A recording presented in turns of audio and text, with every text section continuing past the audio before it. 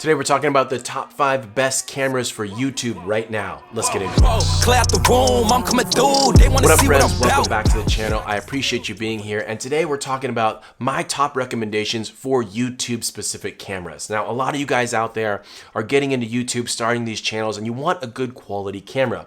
When you start looking around, it can be really overwhelming and just frustrating to see all these different cameras and all the different options. So I'm here to alleviate some of that stress and give you my top recommendations for cameras specifically for YouTube, where it's not the excess video features that you may not need, kind of looking past some of the fluff and some of the marketing gimmicks and just giving you quality cameras that you can afford for YouTube right now. Let's get into it. Up first on my list, no surprise, is the Canon EOS M50 Mark II. This camera currently comes in at $699 body only, and the Mark I was very popular for YouTubers, and the Mark II is no different. Now, heed my warning here, this camera is not good when you're shooting 4K. They have not done a good job with the second iteration to upgrade the 4K video capabilities. You still don't have dual pixel autofocus, so autofocus struggles, as well as it's a heavy, significant crop. So if you want a nice wide image at 4K, you're just not gonna get it here. If that's an issue for you, because YouTubers love putting out 4K images, I think it bumps the algorithm to put out your videos in 4K. If that's an issue, I would not look here, I would look elsewhere. That being said, if you're willing to shoot 1080, this camera is an absolute must look for you, and it shoots beautiful high quality video at 1080p. Fully articulating touchscreen does an excellent job keeping you being able to frame up your shots when you're in studio or vlogging. 1080p does have dual pixel autofocus, so the autofocus is fast and accurate. Colors are outstanding. Overall, Canon just did a very good job designing these M50 cameras with the beginner to intermediate shooter in mind. It has a little question button on it, so if you have any questions about features or menu items, you could just hit that button and it's self-explanatory and it'll show you exactly what that item is. Some other things I really love about this camera are the size and weight. It's very lightweight, very small, very compact, so you're not gonna be lugged down with heavy gear. The Mark II version also has some really neat features that they've thrown in there. You have the ability to go live on YouTube with this thing, also get vertical video. So those are kind of unique features that are built specifically for YouTubers like you guys. Now, some cons for this thing are that lightweight body kind of tends to come from the plastic, cheap feeling camera. So if you do drop this thing, it's probably not going to hold up. And over long-term heavy use, that plastic could become an issue. Also does not have any in-body image stabilization. It does have an electronic image stabilization for video, but it does crop in for that, so I would like to see in-body image stabilization. Lastly, the battery life is not the best because it is a small battery, and again, that 4K is just unusable. So with that being said, I would highly recommend this camera for the price point at $669. It's a very good camera if you're willing to go 1080, but let's look at some of the others on my list. Up next on my list is the Panasonic Lumix G100. This camera is Panasonic's version of the M50. They built it specifically for YouTubers and vloggers in mind, and I actually really like this unit. At $750 currently, I think it's a great option and something that you guys should definitely take a look at. This camera is loaded with a 20.3 megapixel digital live MOS micro four thirds sensor. Now, micro four thirds is a little bit smaller than the crop sensor seen on the other cameras on my list, but it's still a very good sensor. This camera also has something new called an Ozo audio system with subject tracking, meaning it has 3 microphones built in that are omnidirectional, and it can pick up where your voice is coming from and track it if you're moving around in your shot. So I really like that, especially for vloggers. That may be a promising way to get good quality audio without having to put on an external microphone. Also has a fully articulating screen, a built-in designated record button, just features that you can tell are built for YouTubers in mind, and I like that. The lens selection, because it's a micro four thirds sensor, is vast. You have so many options. All micro four thirds lens systems match together regardless of brand. So if it's Olympus or Panasonic, or I even think there's some Sigma and third-party brands, they work on any micro four thirds body. So you just have so many options, especially on the secondhand used market. So I think that's a huge plus for this camera. You can get cheap glass and you can get it pretty easily. This camera boasts a really lightweight, small, compact design. It's easy to carry around. Another thing I really like is that there's built-in Vlog, and what that means is it's a picture profile that the camera can shoot to really get high-end quality video that produces a better quality video if you're willing to put in the work in post to do some color correction. Now, for most of you YouTubers, you're not going to want to sit there and color correct your footage, but if you are going to get more serious about video down the line, this camera's vlog is an excellent option that some of the other cheaper cameras don't offer. Now, some things I don't like about this camera is it also has a 4K crop, which is quite annoying. The autofocus is not as high-end as the Canon and Sony, so it is a little bit slower and could be kind of an annoyance. It has a hybrid image stabilization, which is just fancy talk for another crop digital image stabilization with 5-axis, but you're still cropping your video, so I don't like that. I wish it was a physical in-body image stabilization. But that being said, I really like the G100 for the price. It's something where I think you should take a look at it. It's going to suffer a little bit in low light in comparison to a crop sensor, which is a little bit bigger. But if you guys are shooting, studio, well-lit vlog type shots, I think this is an excellent option for you. I will say I did like the image stabilization from the digital version of this better than I did like a Canon M50. I think this performed a little bit better in that aspect. So great option at $750, I would recommend. Up next on my list is the Sony A6100. Now, I owned this camera for a long time. I'm a Sony shooter, so I'm a bit subjective here. So this camera is an excellent unit. I would recommend it, but it does have some flaws that I want to talk about. First of all, the autofocus system is absolutely outstanding. It's top notch. It won't miss. Real-time eye tracking autofocus just does a really good job. You'll never have to worry about being autofocus, especially in 4K. Now, Canon can't offer that in the M50 Mark II. So that's something, if you are a 4K shooter, this may be your option here because it has the best autofocus in 4K. Also has no 4K crop, which is unique to Sony at this price point, so I do really like that. It's a lightweight body, the video features are easy to use, it just does a really good job. The sensor is decent and puts out really nice 4K quality video. Now, even though I love Sony and I love this camera, it does have some pretty big flaws that you should know about. First of all, it does have a really bad rolling shutter. What that means is if you're moving your camera left to right quickly, the shutter allows it to make your image look wobbly. It looks a little bit like Jello, and it's called rolling shutter. This sensor that Sony has in these is a 5-year-old sensor, 5+-year-old sensor, and it's suffered from rolling shutter the entire time it's been out.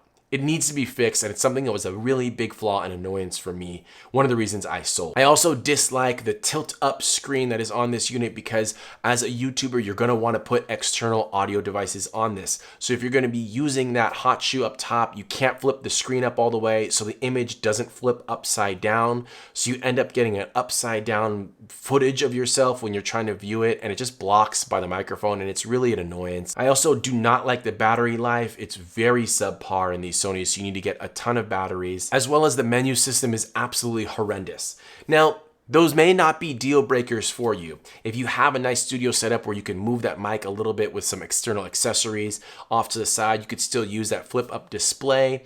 If you're not going to be moving around a lot, that rolling shutter is not an issue, then this camera becomes a really good viable option for 4K footage. Probably at the top of my list if you can get around those flaws. Now, this camera comes in currently at $750, so it is very competitive for that price point. And Sony has a lot of good glass to offer, as well as Sigma and Tamron third-party offers some really good glass for these crop sensor bodies. So for that, I would say this is a recommend. However, you should know what you're getting into and the flaws of it before. So I hope I helped there. If I am bringing you some value, hit me with a thumbs up and a subscribe. I would appreciate that. And let's talk about the next camera on my list. The camera I want to talk about next is actually a do not recommend for this list. It's a camera I wanted to talk about because it's very popular out there. It's on a lot of lists and a lot of people review it positively. But I personally hate this camera, and that's the Canon G7X Mark III. I would stay away from this at all costs, for the price especially.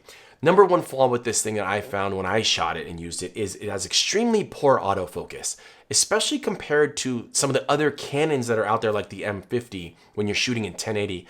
It doesn't have dual pixel autofocus, and the autofocus on this thing is slow. It misses, it was hunting a lot, it was lagging. I just really hated it overall. Number one. Number two, the 4K video has a 10-minute max. So if you're going to be vlogging or you're shooting any type of 4K footage, you have to be mindful of that 10-minute marker because it automatically stops when it hits that buffer every single time. That to me is a deal breaker as a YouTuber because there's so many times when I'm just yakking along and I'm not going to be paying attention to the 10-minute mark. It's going to stop recording and I'm just going to lose all that footage. So I would stay away from the G7X Mark III. That is my recommendation on that camera. Up next on my list is a camera not many people talk about. It's the Olympus EM5 Mark III.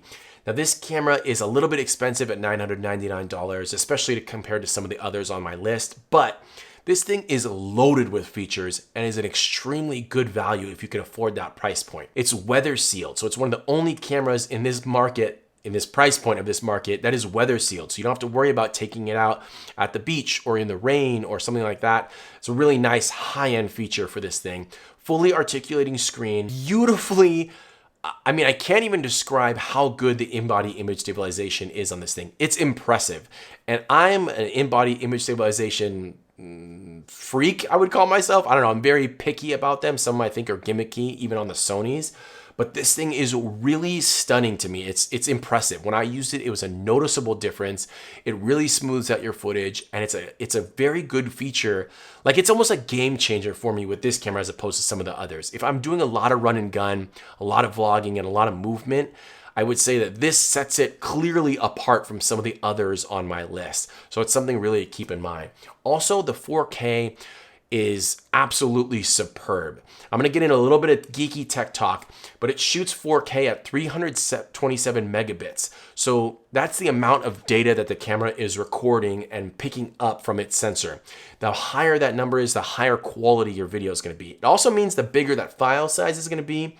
But if you care about video quality, this thing is gonna give out a lot more 4K quality footage than even the A6100 that I just talked about. The 4K is definitely on a different level. Pair that weather sealing, in-body image stabilization, superb 4K, now in a lightweight body with a fully articulating screen, good lens selection, and a sensor that puts out just rich, vibrant details and colors. And this thing is a winner for me. If I am wanting to put out quality video and want to grow in video down the line, the EM5 Mark III is definitely something I would take a look at and heavily considered. Now, as with all cameras, it is not perfect. It does have some issues. My number one gripe with this thing was the grip and ergonomics of it are just not to my liking. I really didn't like it. The grip is very small and triangular almost, so it felt difficult for me to hold on to. Definitely felt slippery and hard to hold one-handed. I also don't like that it's a micro four thirds sensor. I think it lacks a little bit there, especially in low light. So if it's something that you're thinking about, you know, something to be aware of, it's a smaller sensor than a crop sensor body. I also think for the price, you're paying $1,000 to get into a micro four thirds system. Something to be wary of. The lens selection, again, is outstanding in micro four thirds, but you can only get so much quality in that system. That being said, this is one of my top recommendations on my list for YouTubers. If you guys want good quality 4K image that is stable, if you're doing any type of vlogging or running gun, this is the camera you should look for. I highly recommend. Up next on my list is a Fuji called the XS10. Now, I recommended this camera in my top photography cameras for under $1,000. If you want to check that out, this video, I'll link right here. But this camera comes in at $999, and it's just a very impressive camera. I really like it, both for photography and video and YouTube. It's got a fully articulating screen, 5-axis in-body image stabilization. It actually has the same internals as a really high-end Fuji camera called the X-T4. Just a proven sensor that everybody loves and reviewers just rave about. It's got dual dials for manual controls front and back. It's got USB charging, 8-bit 420 4K footage, so that's just a really high quality video file that you're gonna get out of that. 2.36 million dot electronic viewfinder that is really crisp and clear, so if you're shooting video in the daylight, that really comes in handy. I also love the joystick that you offer, so you can move around your focus points. Just something that I really like. Ergonomics are good. Another thing with this thing that stands out to me is that in full HD, it has 240 frames per second. So if you want ultra smooth, buttery, slow motion that you can really slow down, 240 frames per second is going to get it done. So that's something I really like. 120 is usually where I shoot. It's all I really need. But this thing can do 240, so it's something nice to have. At $1,000 for a crop sensor body, this thing is a real winner. I really like this camera. That being said, there are some cons and they are a little bit annoying. Number one, the ergonomics also just aren't top notch to me, felt a little bit off. Now, I wouldn't say they're as bad as the Olympic that I talked about, but they're just not to my liking. That's subjective, of course. Film simulations are so gimmicky. I hate them. I just think they're so corny. I can't stand them at all, so just don't use those at all. But most importantly, my number one flaw with this camera is a slow or sluggish autofocus system. It's not comparable to Canon or Sony or some of those other ones, so it's a bit of an annoyance. I would worry a little bit about that. In early reports for this camera and testing, it said that they did get some false eye autofocus, so something to just be aware of. It would be really annoying if I'm a YouTuber relying heavily on autofocus and eye detect and it's missing. It'd be something that bugs me down the line. But for $999, I'd highly recommend this camera, especially if you really like the Olympus but don't want to get micro four thirds. This is the crop sensor body that I would probably recommend most. But at $999, it is a little bit expensive, so let's look at one more option. All right, now the winner on my list for best YouTube camera out right now is actually a point and shoot, and it's the Sony EV1. This camera is heavily talked about and reviewed for good reason too. Sony built this camera specifically for vloggers and YouTubers and those video-centric content creators, and I just absolutely love this camera. Number one, I own this camera. I pre-ordered it and bought it right away when it came out because I'm a Sony fanboy, but this camera was kind of groundbreaking for audio. And we all know as YouTubers, you need good quality audio. This is the only camera I would say right now that I'd be confident shooting and putting out a film without having any external audio connected, because the built-in audio system in this camera is so good. It picks up what you want picked up all the time.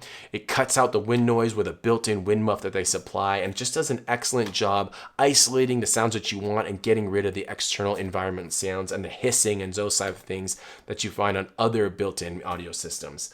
I also like that it has superb eye track real-time autofocus, flip out fully articulating touchscreen display, as well as a dedicated record button. Allows you to choose your focus points, rack focus, even see when you're recording at all times with a red ring around the screen. Just little touches like that that do a really nice job, making it easy and convenient to pull this thing out and shoot videos right away. I also like that the f1.8 lens that comes on it is really wide open, especially for a point and shoot camera. So low light performance is enhanced there and does a really good job, as well as some features like it has a item, I forget what it's called. It's like a product review button where you could hold up a product and it'll immediately catch focus on that, so you don't have to hold it in front of your face to lock focus on that. And that's something that's just unique to this camera, and I really like it. So if you're any type of beauty reviewer, tech reviewer, anything where you're holding up things that you want locked on autofocus right away, this camera is the camera for you.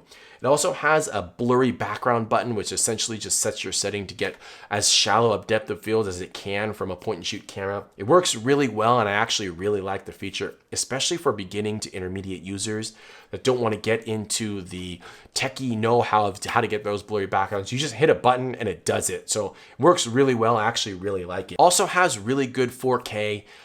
Puts out quality 4K video footage. I will say there are some cons to that, and I'm going to talk about those next, but overall the 4K is really nice. Lastly, I would say it has some high-speed slow motion features that I actually really like. They're fun to use and a joy to watch. They are a little bit difficult and a little bit finicky to get perfected, but they are fun to use once you can figure them out. All right, let's talk about the cons, and there's some annoyances with this camera that actually led to me selling it. Number one, it's just not wide enough of a fixed lens that's built into this thing. It's 24 to 70 millimeters, and at 24, it's just too cropped in for me. It's almost like this all the time. So if you're vlogging, you're gonna be really tight in on your face, and you can find it to be quite annoying, especially when you turn on the image stabilization, which is electronic, so it crops in even more. So that 24 really almost turns into a 30 millimeter lens, and that's just way too tight for my liking, especially for vlogging. Now, if you're a studio shooter and you're shooting locked off shots on a tripod, that's not gonna be that big of an issue for you. But when I wanted this camera, I wanted it to be like a run and gun pocket camera to always be able to film things when I'm out and about. And it was just too tight for my liking, and I found myself not wanting to use it.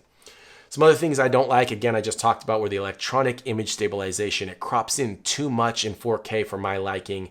Just kind of not a good design. It also has no electronic viewfinder. Now that may be a deal breaker for some. The RX line of Sony has a pop-up viewfinder that I actually really like. This camera trades that out for a hot shoe. So I do like the hot shoe that's built into this camera. It really leads to a lot of accessories that you can add on to it, even external microphones and those sort of things that the RX one doesn't have. So I'd prefer the hot shoe over the electronic viewfinder, but it's just something to know that you are constantly having to rely on the screen to shoot, in sunny conditions. Overall, though, I would say this is a clear-cut winner for the best YouTube camera out on the market today for $750. It's versatile, it can do so many things. And the reason I chose this as my winner is because it's the most convenient camera to use. If you're a beginner to intermediate YouTuber and you're just starting a YouTube channel, you're gonna wanna shoot as much as possible and produce as much content as you can. And this camera, more than any other camera that's on my list, can do it quickly and easily. You don't need to know a lot about cameras to shoot quality video. And that's what I love about this camera so much. I recommend it to so many people because I can hand you the camera, you can set it on auto, you can take it out, you can hit a blurry background button, hit your record button, flip the screen out, and just go. And that's what YouTube is all about, is getting your shot and putting your videos out there. And so for that, I highly recommend the Sony Zv1. As a bonus, I would throw in the Canon 90D. Now I love the 90D because it's just a proven workhorse of a camera. It's a tank, it gets the job done, it's gonna be reliable, it's well built, it's a DSLR design, not a mirrorless camera design. So it's more of a traditional camera to use, but an awesome lens lineup, flip out articulating screen, good autofocus system, and it's just a proven camera. So many people started making videos years ago on a 70D and an 80D, even vlogging on them, and they are somewhat big, but for the price, the 90D is just a really good camera to have. I'd highly recommend it even still. It's not as good as some of the other feature-packed cameras that I listed already, but I'd say it's still a very good camera, and I'd recommend it, especially if you can find them used, and especially if you can find good quality Canon glass to put on there used. It's a recommend still on my list. That's all I got for my list today. I hope I brought you some value and some less stress when you're choosing your camera. Most important thing for YouTubers is just get out there and start filming and put your videos out there. Build your channel, keep grinding, guys. I appreciate you. Thanks for watching this one. Hit me with a thumbs up, subscribe for more videos, and I'll see you in the next one.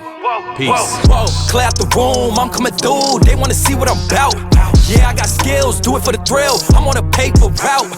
Extra, read about it. I'm today's trending topic. I put commas over bullshit.